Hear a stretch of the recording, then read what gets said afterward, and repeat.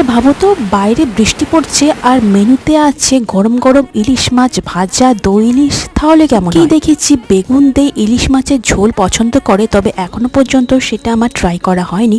তবে আজকে সহজভাবে কি করে দই ইলিশ বানাবে সেটা তোমাদের সাথে শেয়ার। প্রথমেই বাজার থেকে কিনে আনা মাছগুলোকে ধুয়ে পরিষ্কার করে নুন হলুদ মাখিয়ে রেখে দিই। অতই করি দই ইলিশ, কিন্তু ইলিশ মাছ ভাজার সাথে গরম ভাত দিয়ে ইলিশ মাছের তেল, এর থেকে ভালো যেন আর কিছুই হতে পারে। দই ইলিশের জন্য এখানে আমি ইউজ করেছি সানরাইজের মাস্টার্ড পাউডার। তো নুন আর জল দিয়ে একটা ব্যাটার রেডি করে কিছুক্ষণ রেখে দিই। ওদিকে প্যানে তেল গরম হওয়ার পর লঙ্কা ফোড়ন দিয়ে ওই ব্যাটারটা দিয়ে কাঁচা মাছগুলো দিয়ে দেবো, সাথে দেবো পরিমাণ মতন হলুদ, নুন, চিনি।